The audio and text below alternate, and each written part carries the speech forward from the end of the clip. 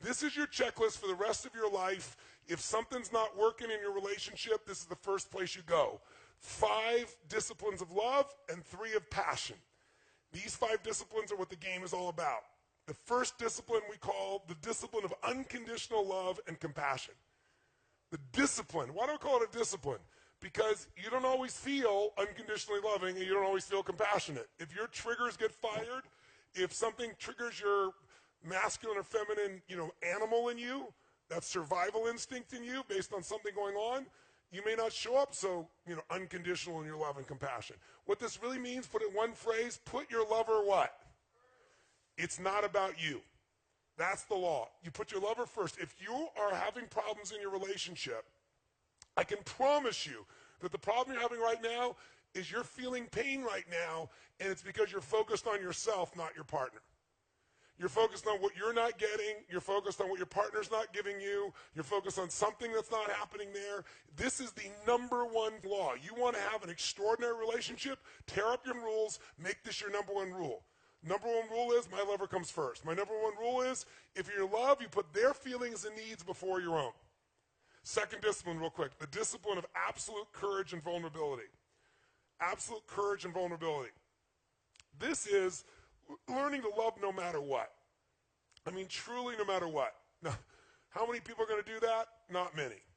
Not many people are going to have an extraordinary relationship. But what I mean by this is, if you have courage and vulnerability, that means you tell the truth.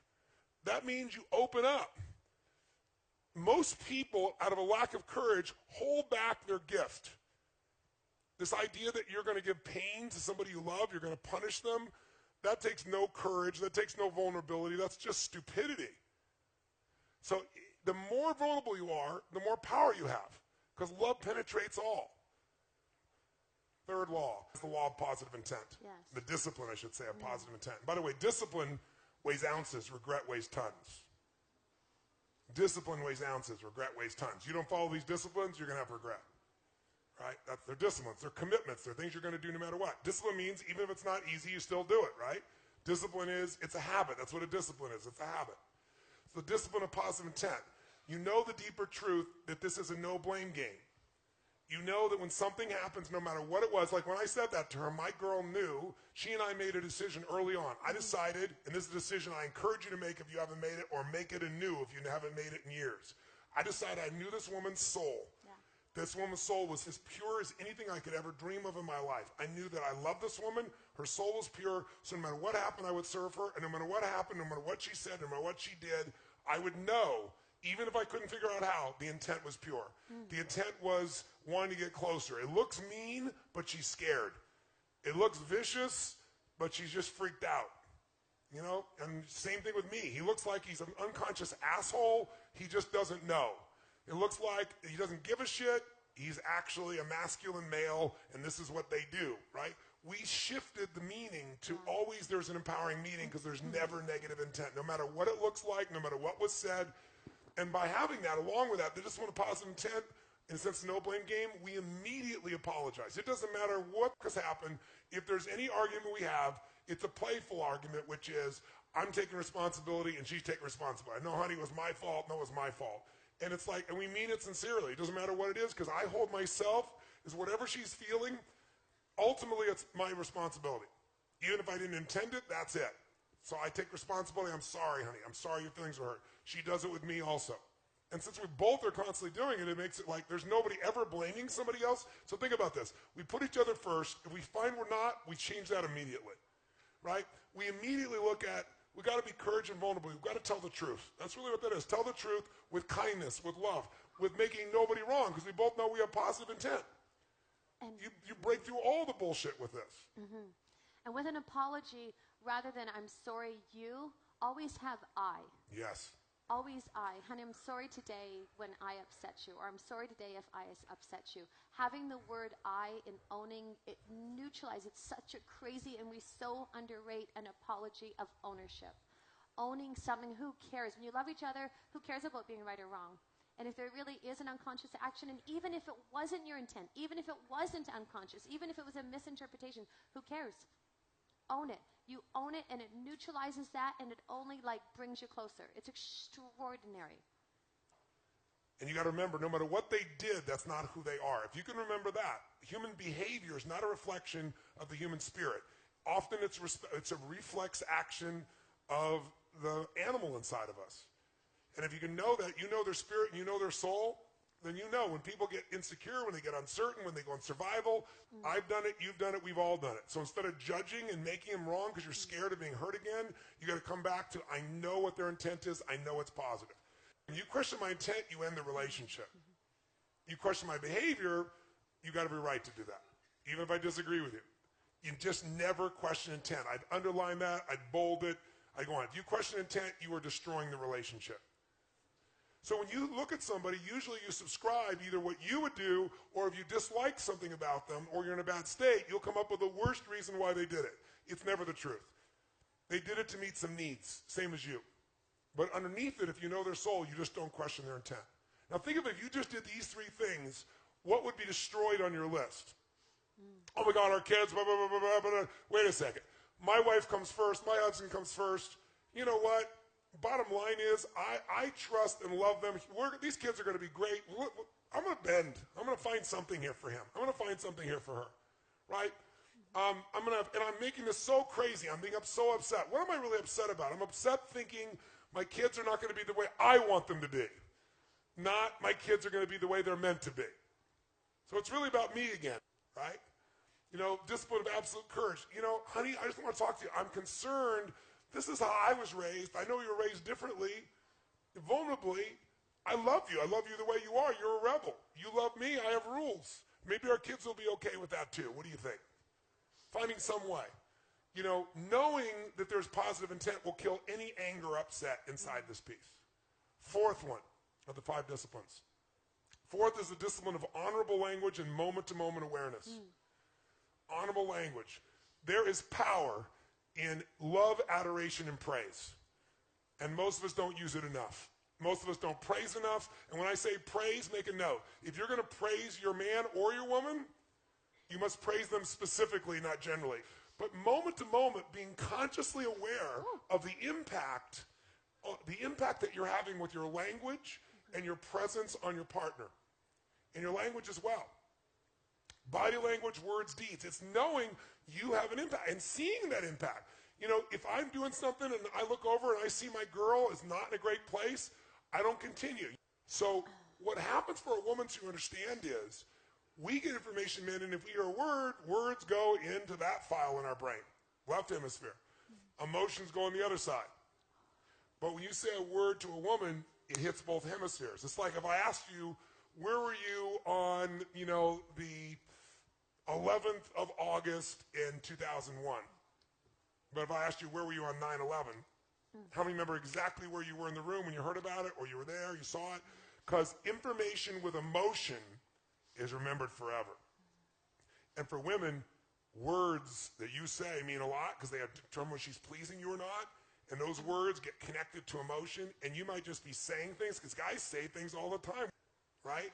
And when you're that upset, gentlemen, there's nowhere to go. You're never going to hurt that woman in a million years. So the only way to let go of some of the pressure is yell or scream or use some words.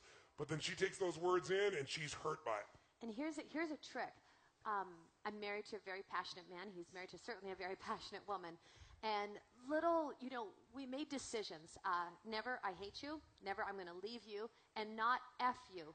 Tone will say, F, F, F, mother F. Like, I mean, it can come flying out of his mouth and have such a level of intensity. But F, for F's sake, whatever that might be is different than... Never to you. That, and one other big one I'll give you is, if you ever threaten the end of the relationship, end it. Yeah. Because if you ever threaten it, when people go to put their button on the button, you know, just to threaten it because they're so frustrated, the moment you do that, somewhere in the psyche of your partner, they think, oh my God, they could leave me, and I'm gonna have to do this first. And so they put their finger on the button, and all it takes is enough times of doing that, enough years of doing that, and one day somebody will push the button. If you are committed to the relationship you're in, ban for life. For multiple lifetimes for those of you who are going to come back 6 and 7 times like some of the people here did. You ban for multiple lifetimes. I will never, ever, ever threaten. Never. Neither of you ever threatens to leave. If you threaten to leave, relationship's over. It might take 3 more years, 5 more, 10 years, but it's over. If you want to be in a relationship with this person, don't ever, ever, ever threaten. If you did before, it's off limits forever. No exceptions. Doesn't matter how mad you are, angry you are, sad you are, never. You're not unconscious with your language, you're not unconscious with your deeds, you're aware of the impact and you correct it immediately. You constantly realize, I'm pissed off, I'm hurt, I'm sad, it's about me. Let me step out of me. I'm into something bigger here. Right? I'm not about that. I'm about something bigger. It's what do they need? Let me step in there. You do that enough times, it'll become a habit. And finally, number 5, the discipline of giving freedom. Giving freedom. Men live for freedom. Women need it also. But it comes in different forms. And it's the power of forgiving, forgetting, and flooding. Forgiving, forgetting, and flooding. Now, women seem to have more of a difficulty with forgetting. But you can be forgiving, and forgiveness is when you realize that what you thought happened didn't really happen. You gave it a meaning that doesn't really match reality. You're expecting your partner to be something different than they are. Flooding is one of the most valuable skills you can do in your life. If you don't flood, you'll have a hard time forgiving and forgetting. And we flood our magic moments. I mean, all the time. All the time. And we capture them. You know, we have our little app of a journal that we capture all of our beautiful moments. After this event, when we get home on Sunday, we'll spend an hour and just capture all the beautiful moments that happened here. Everything that was funny, everything that was beautiful, everything that was touching. Because otherwise, it's actually what Nicole was talking about. Maybe she talked about framing. You have a peak experience and you actually give words to it, and that frames it, and it helps to get to that place. It's just like you bypass all that effort that took you there, and then that's your next starting point. And then you have another peak experience, and then you share that, and you frame it, and you give language, and you give words to it, and then boom, you set the bar higher. And a lot of times what happens is magic happens in life. Grace pours. And we don't give words to it. We don't celebrate it. We don't recognize it. We don't see it. We don't appreciate it. And putting words to that of appreciation and and reliving and experiencing it, it is. I would say it's one of the top 10 things for us that we do that just it ignites and that feeling and just of utter appreciation. And we always capture it so we can go back and read it. It's so beautiful. This is okay. This is something to share. So when we first, it's called true. A setup. He was so, oh my gosh, like, I mean, rigid, militant, blue, like, so intense about these things.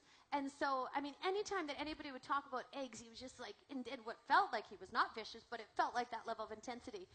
And so we were together, and I was feeling like I needed more protein. And we share everything, and it was so crazy because I started to eat eggs, and I literally, and I Oh didn't my tell him. God! No, this sounds nuts, but I did not tell him, and I felt like I was having a freaking affair with an egg. And I would go into the pantry, and I'd eat the eggs, and I'm like, this is nuts. Like, this is crazy. It seems ridiculous. You're nuts. And it sounds nutty. But what was like, and I put so much energy into hiding my egg eating, and then it got to the day where I was like, this is outrageous. This is just out of hand. And I sat him down. So she finally came out. Finally told him. She shared me the affair she'd been having with eggs, and I was crestfallen.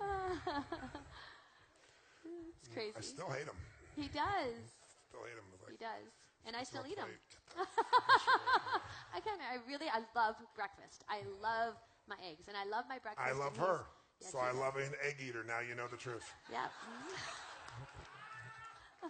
So we disagree completely, but we love each other.